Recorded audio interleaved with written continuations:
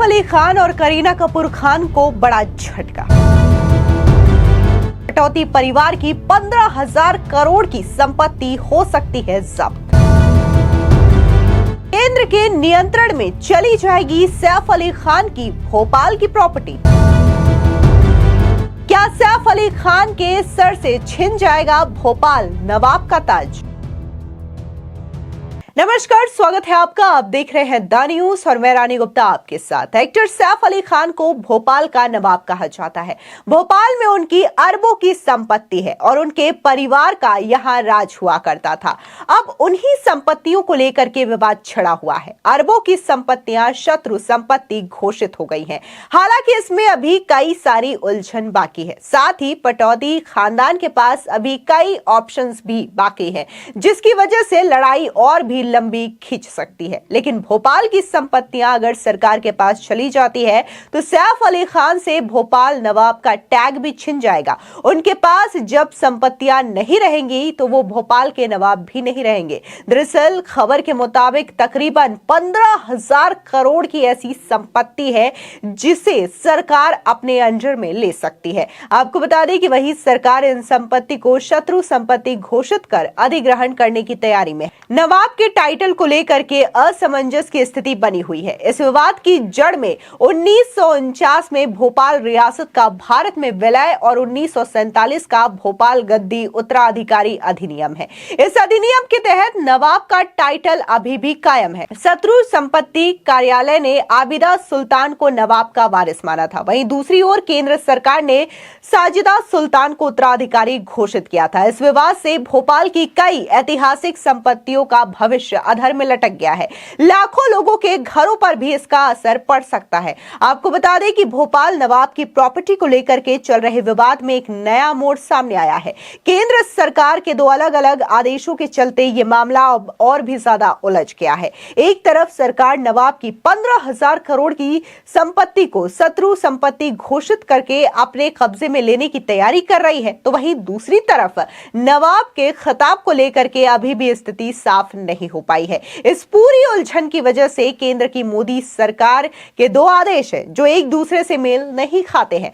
आपको बता दें यह पूरा मामला 1949 में भोपाल रियासत के भारत में विलय से जुड़ा हुआ है। 1 जून 1949 को भोपाल रियासत का भारत संघ में विलय हो गया था, लेकिन 1947 के भोपाल गद्दी उत्तराधिकारी अधिनियम के तहत नवाब का टाइटल अभी भी मान्य है और इसी अधिनियम में साफ लिखा है कि नवाब हमीदुल्लाह खान की सबसे बड़ी संतान ही भोपाल की नवाब होगी, चाहे वो बेटा हो या फिर बेटी।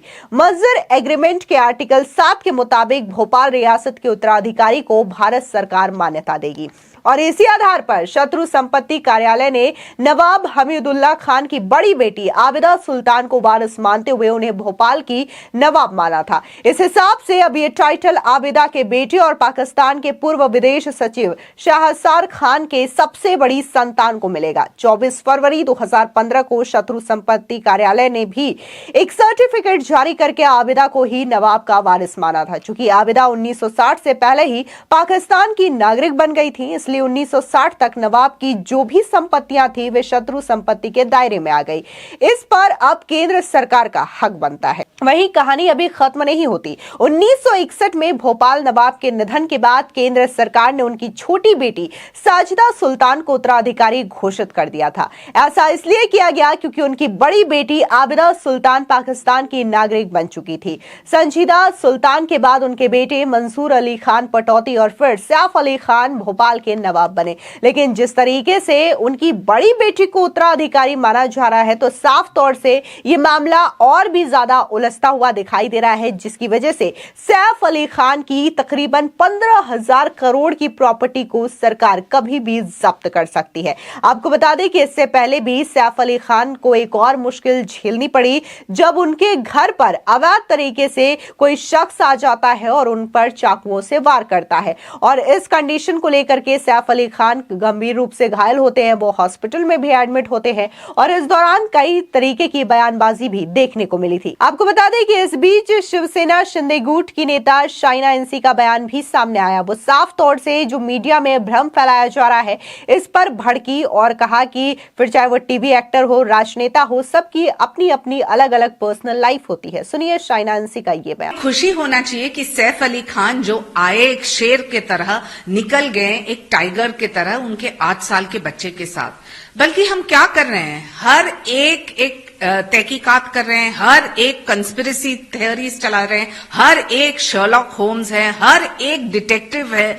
क्या चल रहा है इंडियन मीडिया में? हमें ये देखना है कि जब कोई ऐसे हादसे होते हैं तो गुनहगार को सजा मिले, और इसके लिए मैं अभिनंदन देना चाहती हूं मुंबई पुलिस को, हमारे कमिश्नर को, दहिया जी को, देवेन भारती जी को, क्योंकि उन्होंने बेहतरीन काम किया है। हर कोई जो टेलीविजन चैनल्स पे आते हैं, नेता हो या मीडिया हो, अपने ही स्टोरीज चला रहे हैं। सैफ और करीना जो कोऑपरेट कर रहे हैं मुंबई पुलिस के साथ, पूरे जानकारी दी है मुंबई पुलिस के पास, जहां उनको थोड़ा समय की आवश्यकता है ये हादसे से निकलने के लिए, वहां हम सवाल पे सवाल चला रहे हैं।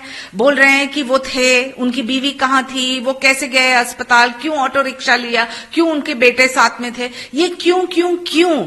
अभी सवाल ये है कि जो एक बांग्लादेशी इन्फिल्ट्रेटर को सजा मिल रही है, इससे सीख ये है कि मुंबई को सुरक्षित रखने के लिए शासन प्रशासन को एक ऑडिट करने की आवश्यकता है, ताकि ये इन्फिल्ट्रेटर्स जाएं।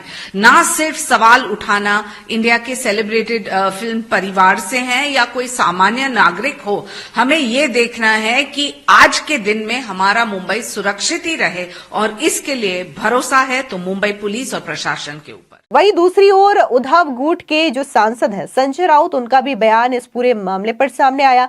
क्या कुछ संजय राउत ने कहा और कैसे सैफ अली खान पर जो हमला हुआ उसको लेकर के उन्होंने बीजेपी पर आरोप लगाया, सुनिए संजय राउत का ये बयान। मुंबई में सिक्योरिटी ठीक है, ये भारतीय जनता पार्टी हवा बना रही है। जब भी कुछ होता है तो बांग्लादेशी का मुद्दा लाएंगे, चुनाव आता है, अभी चुनाव आया ना मुंबई का, तो बांग्लादेशी का मुद्दा लाएगा। अगर बांग्लादेशी मुंबई में, महाराष्ट्र में, देश में है तो जिम्मेदार कौन है? आपका गृह मंत्री है देश का। आपके देश के गृह मंत्री जो है वो क्या कर रहे हैं? आपके डिफेंस मिनिस्टर है, वहाँ से सीमा पार, बॉर्डर पार करके बांग्लादेशी कैसे घुस रहे हैं आप बताइए। तो ये जिम्मेदारी भारतीय जनता पार्टी की, अगर बांग्लादेशी एक भी घुस गया है मुंबई में तो उनकी है, तो वो जवाब दीजिए। अभी आपको चुनाव के बाद, जब चुनाव हो रहा है तो आपको बांग्लादेशी के बारे में आपको सोच रहे हो, आप उसके पहले क्यों नहीं सोच रहे थे? गृह मंत्री राजनाथ सिंह जी थे ना, बाद में अमित शाह जी है, डिफेंस मिनिस्टर राजनाथ सिंह जी थे। तो आप 10 साल आपकी सरकार है, तो आप मुझे बताइए ये रोहिंग्या और बांग्लादेशी कैसे घुस गए? आप लेटर लिखते हैं एलजी साहब, तो 10 साल में क्यों नहीं लिखा? 10 साल में आपको नहीं पता चला कि यहाँ दिल्ली में बांग्लादेशी है, मुंबई में बांग्लादेशी है, हाँ, या और किसी शहर में बांग्लादेशी है? जब चुनाव आता है, हाँ, तो चुनाव लड़ना है तो हिंदू मुसलमान करना है, भारत बांग्लादेश करना है और भारत पाकिस्तान करना है, और उनके पास है क्या? यही है कि सैफ अली खान की जो मुश्किलें हैं वो थमने का नाम नहीं ले रही है। पहले तो उन पर जानलेवा हमला किया जाता है, वो हॉस्पिटल में एडमिट होते हैं, फिर उसके बाद अब 15,000 करोड़ की प्रॉपर्टी को लेकर के मामला सामने आता है कि ये प्रॉपर्टी जो है वो सरकार जब्त कर सकती है। और इतना ही नहीं, जो भोपाल के नवाब का ताज सैफ अली खान के सर पर है, यानी कि जो नवाब का टाइटल दिया जाता है सैफ अली खान को, ये टाइटल भी जल्द उनसे छीन लिया जाएगा। फिलहाल इस पूरी खबर को लेकर के आपकी क्या राय है, कमेंट सेक्शन में जरूर बताएं। धन्यवाद।